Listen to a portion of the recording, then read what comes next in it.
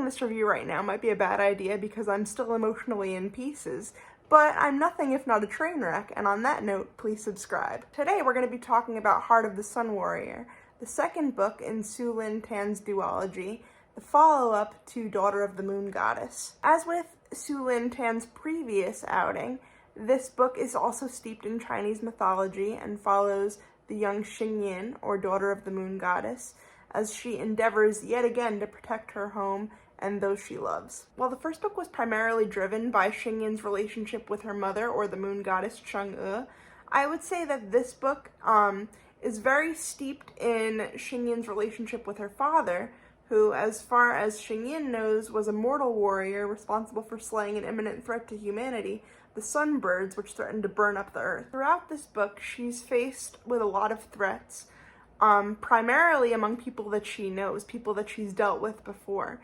And she's constantly asking herself, does she have the attributes she knew her father to have from the tales? Does she have truly what it takes to be a warrior? Is she brave enough to meet the task? I'm still deciding how much of the book I willingly want to spoil, because as of me recording this, the book only came out a few days ago, and I know a lot of you probably haven't read it yet, so if I do get into spoilers, I'll be sure to put a big warning up on the screen with a timestamp to skip. Without getting too deep into the details for right now, the book kicks off about a year after the events of our first novel. And I'll tell you right now, if you haven't read the first book, you pretty much need to read the first book in order to understand this one. There are references to how Xingyin knows some of the characters that she met in our previous outing that might help jog your memory, but you're still going to be a little confused as to the world mechanics and how this all works unless you read the book really recently. I read Daughter of the Moon Goddess and reviewed it for the channel about 5 months ago. Relatively recently, and even as I was reading, I caught myself being like, oh wait, when did this happen? What happened here? What's this character from? There was a little bit of confusion, and I was already familiar with the world. Spoilers for the first book, timestamp to skip. The book opens as the moon goddess is now free from her absolute servitude and exile on the moon. She still must light the moon every night per the celestial emperor's orders, but she now entertains all matter of diplomats and is free to come and go as she pleases otherwise. The book really kicks off when the moon goddess and Xingyin receive a mysterious visitor on the moon who has a particular interest in their everlasting laurel tree. Couple this with the fact that the moon goddess soon receives a mysterious letter that her husband and Xingyin's father, the great sun warrior, is still alive in the mortal realm. When the goddess goes to search for her husband in the mortal realm, she mistakenly forgets to light the moon on the day of the celestial emperor's birthday, and this is seen as a grave insult by the kingdom, and the family is eventually hunted and stripped of their home. But could there be a more nefarious influence at play? We soon learn that someone close to the emperor, and someone who Xingyin knows well, has his own destiny in mind, and could be forcing the emperor's hand to further his own dreams that could lead to the end of the immortal realm itself. While the threat and dangers are definitely new to this book, we don't really get introduced to any new characters in this story. It's really a play on the characters that already exist, changing motivations and different ways of seeing past relationships. I know one of my main kind of gripes with the last book was that the fight scenes, while beautiful, were kind of weird in their choreography and they skipped around a little bit and you weren't really sure how the fight ended. I think that was remedied really well in this book. I could see the fight very clearly in my mind, and that definitely enriched it. I also really like how Sue Lynn Tan isn't afraid to kill off major characters. Major characters do die in this book. I'm just glad that battles and actions have consequences and there's weight behind what happens. I think that's something that a lot of modern media is afraid to do these days. I think in not introducing new characters, this book took a big risk, and some parts do feel like a retread. We again feel this love triangle between Xingyin, the crown prince Li Wei, and who ended up being the villain of our story last time, big spoiler. I realized just after filming this video, because that's always how it goes, that I was pronouncing one of the characters' names wrong. I was pronouncing Wen Chu as Wen Zi, so I'm sorry for that. Again, that's Wen Chu, not Wen Zi. And on with the video. She once again must tussle with her feelings for, again, the villain, Wen Zi. And there were times when I was reading that I was like, really? We're still doing this? After everything that happened in the previous book, when Wen Zi imprisoned her, nearly stole everything that she worked so hard to obtain, almost foiled all her plans, and brought war upon the Celestial Kingdom. This is what we're still doing. And the way this book was going, I became more and more horrified because I'm like, no, Xingyin, don't do this. Don't fall for this guy who brought you so much turmoil in the last book, who deceived you so thoroughly in the last book. Wenzi makes all these grand statements that he's changed, that he wants her love so thoroughly and so selflessly that he's willing to wait for her, and he regrets his past actions to get what he wanted. To Xingyin's credit, she believes about as much as I do that Wenzi has changed. She's like, yeah, right, this guy's out for his own means. He'll betray me at the earliest possible second when our interests don't align anymore. But then toward the end of the book, he performs the ultimate selfless act for her, and it reframes her entire belief about their relationship and really recontextualizes her feelings for him. But even before Wenzi's selfless act, I thought, because there were hints that like this is where it was going to go, because she was constantly tossing like, oh, I've been through so much with Wenzi, why do I still feel the way that I do for him and all this stuff. There were hints about where this was going to go. And as those things were happening, I was like, oh my God, like my brain was really quick to say this is going to be so damaging. This guy literally abused her in the last book and she's really going to fall for him. Like this is a really damaging message to be sending to people. When I got to the end of the book, I understood a little bit more what it was trying to do. So much of this book is about reunion and how relationships can be recontextualized over time and how our traumas change us and how our past changes us. But that means we can rebuild something new and beautiful, going forward. We see with our story's villain, and I'll get more into his identity in the spoiler section of the review, the recontextualization and reformation of relationships can go both ways. Sometimes our suspicions that we had all along are confirmed. Sometimes, through growth, they're turned on their head, and that's life. Now, let me be clear. In terms of the book's theming, where Xingyin ends up going with her romantic relationships makes sense.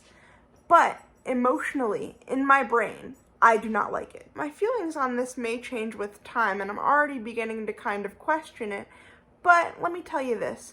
It feels to me, on a very emotional level, that Xingyin's growth was a little bit undermined from the first book to the second.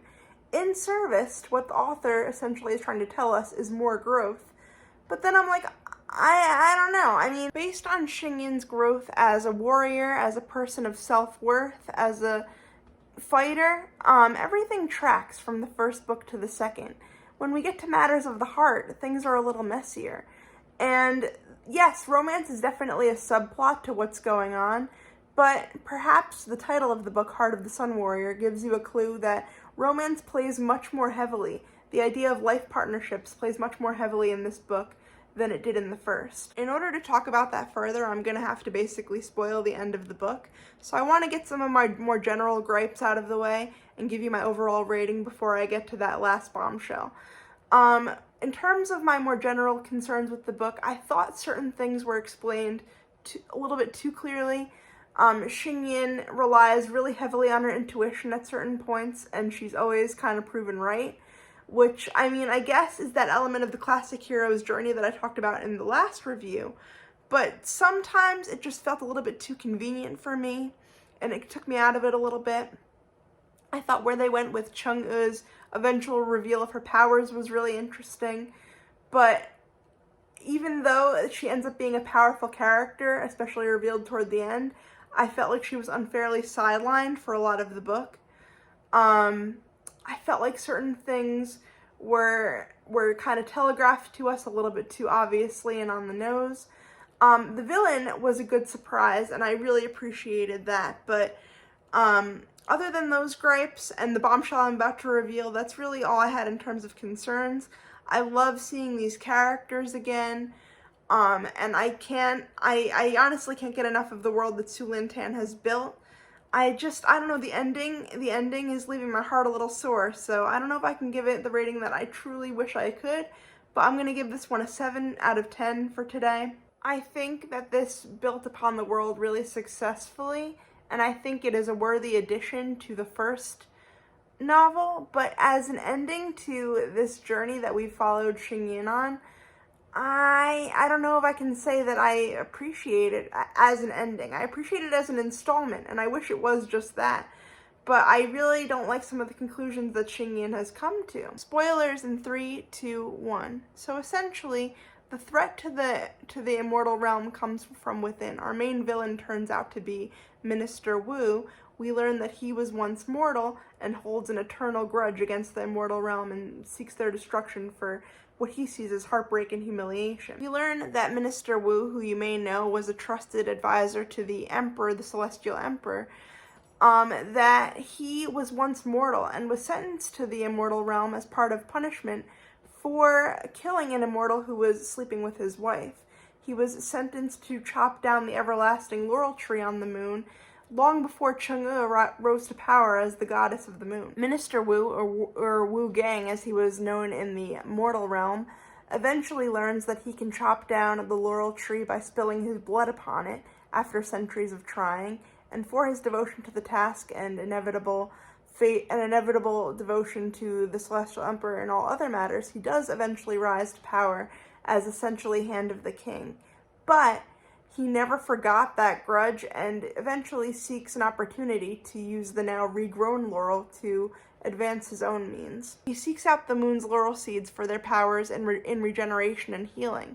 He uses the insult to the Emperor on his birthday as a convenient excuse to seize control of the moon, and eventually uses these laurel seeds to raise an army of dead celestial immortals. In raising an army of the dead, he's able to usurp the Celestial Emperor and lead Xingyin and friends into war. It's worth noting that since the end of the last book, Wen Zi has become a constant in Xingyin's life.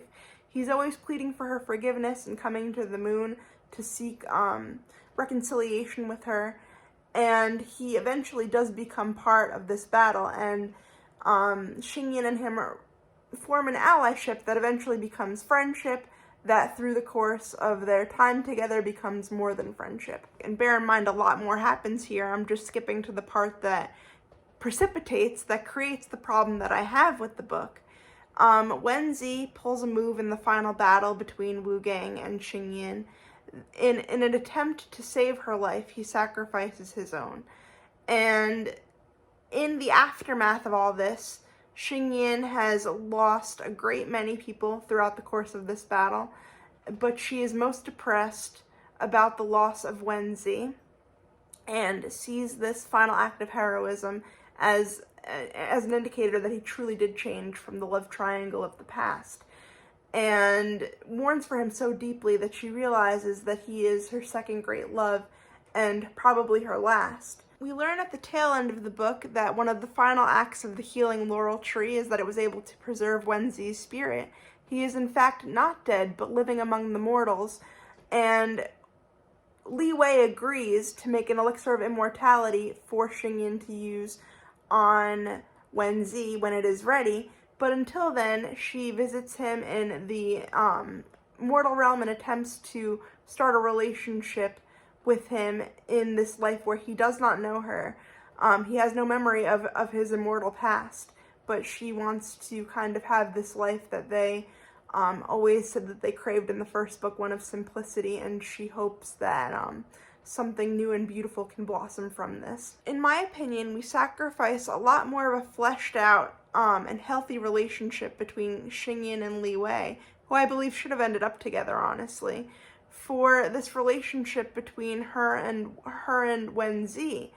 And her argument, I guess Xingyin's argument, is that Wen Zi's love was much more selfless, and much more, he prioritized her more than Li Wei could, given his position.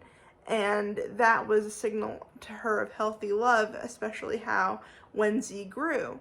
But I don't know, I just feel like we spent so much time with Li Wei and Xingyin in the development of their relationship, and we learned throughout the course of the first book that a lot of Wen Zi's, at least the pretext of their relationship, a lot of Wen Zi's moments and Xingyin's moments together were built upon a foundation of deceit.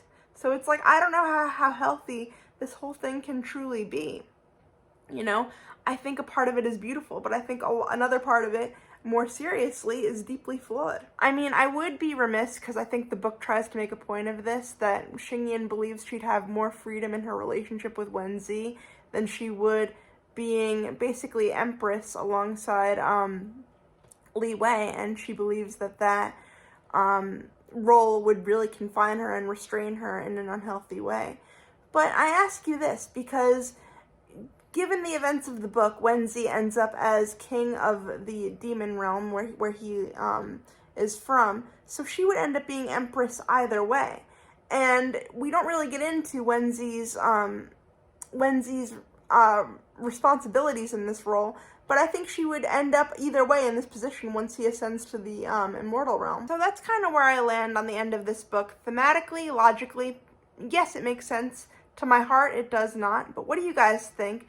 Have you read this one? Are you excited to read it? What should I read next? Let me know in the comments down below. Thank you to my patrons. You'll see their names at the end here. And have a good one, guys. Thank you for sticking to the end. Bye.